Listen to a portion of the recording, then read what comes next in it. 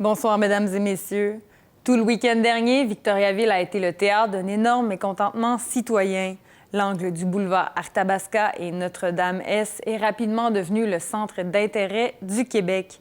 L'équipe du régional a, elle aussi, suivi de près la rencontre. Annoncé à la toute dernière minute, le Parti libéral du Québec change l'emplacement de son congrès général. Victoriaville a été choisi comme un lieu stratégique, loin de la métropole.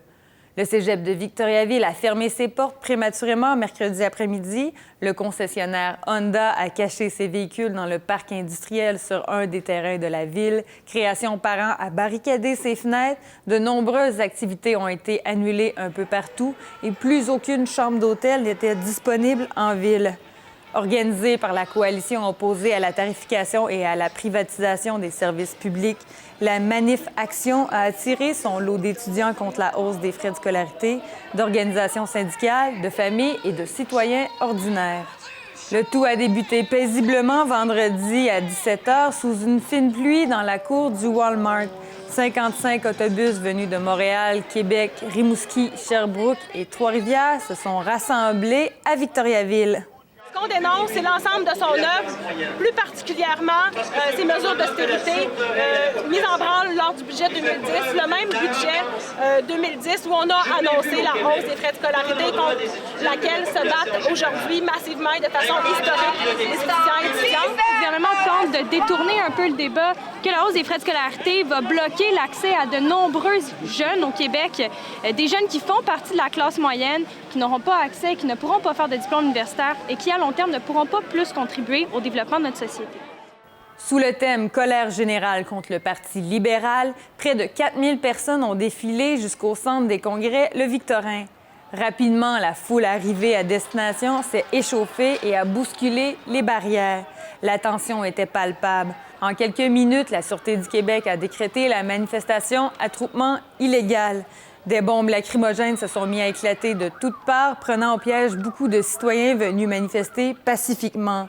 Nombreux ont été incommodés par les gaz. La tension a monté d'un cran lorsque des morceaux de pavé, des boules de billard et des briques ont été lancés aux policiers.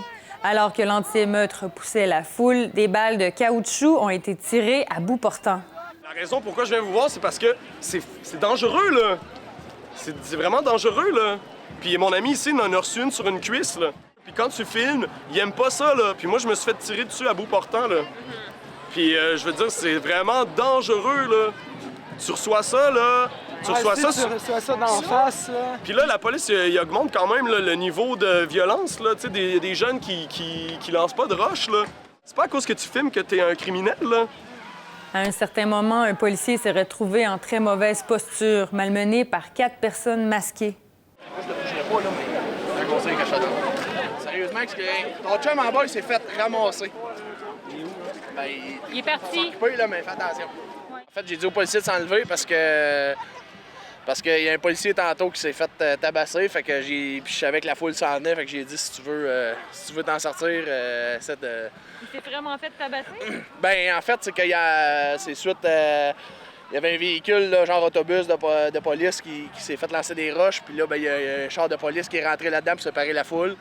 Puis suite à ça, il y a un policier qui était à l'extérieur de son véhicule. Et puis les manifestants ont convergé vers le policier en question. Puis là, comme la foule revenait, ben, j'ai vu un policier qui était à l'extérieur de son véhicule. Pour pas qu'il arrive la même chose, j'ai dit rentre dans ton véhicule ou va-t'en. Sérieusement, c'est dangereux. Les affrontements ont duré jusqu'à 21h, mais la grande majorité des manifestants ont quitté les lieux entre 19h30 et 20h30. L'anti-émeute a raccompagné jusqu'aux autobus les derniers troubles-fêtes. Au lendemain, les autorités policières et le maire ont fait le bilan de la soirée mouvementée. Au début de la manifestation, quand les manifestants sont arrivés, j'étais présent. On sentait, en tout cas j'y ai cru honnêtement jusqu'à la toute fin, que ça allait bien se passer, comme l'appel au calme qui avait été envoyé à l'ensemble des citoyens et citoyennes, pas juste de Victoriaville, mais du Québec.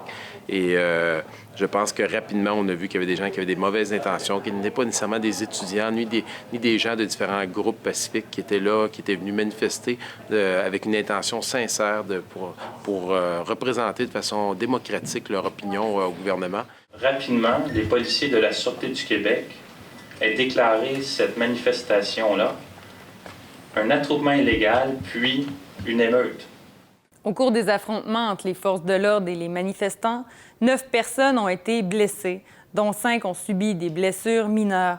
Parmi eux, 3 policiers ont été blessés légèrement et 4 autres manifestants ont été hospitalisés pour des blessures graves. Il y a 2 personnes avec des traumatismes crâniens modérés qui ont nécessité un transfert, dont un dont, quand il a quitté hier soir le centre hospitalier, on craignait pour sa vie. Et l'autre, c'est un traumatisme facial qui a transféré ce matin à l'hôpital de l'Enfant Jésus. Un jeune homme originaire de Victoriaville a été transporté à l'hôpital Enfant Jésus de Québec et a subi une intervention chirurgicale au cerveau qui a duré plus de 8 heures. 106 personnes ont été arrêtées et ont été tenues de comparaître lundi au palais de justice de Victoriaville ou de Saint-Hyacinthe. Nous avons donc procédé à l'arrestation de 4 individus dans un premier temps et par la suite, plus tard, nous avons intercepté 3 autobus à bord duquel il y avait des manifestants qui, eux, avaient décidé de rester beaucoup plus longtemps, malgré le fait que la manifestation a été déclarée une émeute. Écoutez, comme vous, je pense que tout le monde a été déçu des affrontements qu'il y a eu, autant du côté des policiers que des manifestants qui ont été gravement blessés. C'est pas quelque chose qu'on souhaite, puis aujourd'hui, la manifestation se veut justement un peu mettre un baume sur ça. C'est une manière pour la paix et la cohésion sociale. On espère que ça va calmer les tensions. Samedi le 5 mai, après les bilans, un autre attroupement a fait mentir la mauvaise réputation des manifestations. Près de 1000 personnes sont venues signifier leur désaccord avec les politiques libérales. Le but de la manifestation, c'est de laisser savoir encore une fois à M. Charest qu'on n'est pas satisfait de sa gouvernance. Et on est là avec d'autres groupes, non pas parce qu'on se joint à d'autres groupes, c'est simplement parce que tous les groupes sont insatisfaits. Il y a tellement de causes au Québec qui ne fonctionnent pas bien. Alors, on se rend compte que le gouvernement Charest favorise toujours le 1 % au détriment du 99 %. Je pense que vraiment, depuis 9 ans, le Québec va à la dérive avec la gestion libérale. Il faut qu'on se débarrasse de cette clique-là de pro-mafieux. Et dans le comté, c'est M. Bachand qui est notre nuisance publique nationale. La suite des rassemblements se sont déroulés très pacifiquement sous les yeux de la Sûreté du Québec. La manifestation de samedi a attiré beaucoup de familles et plus rien n'y paraissait des événements de la veille.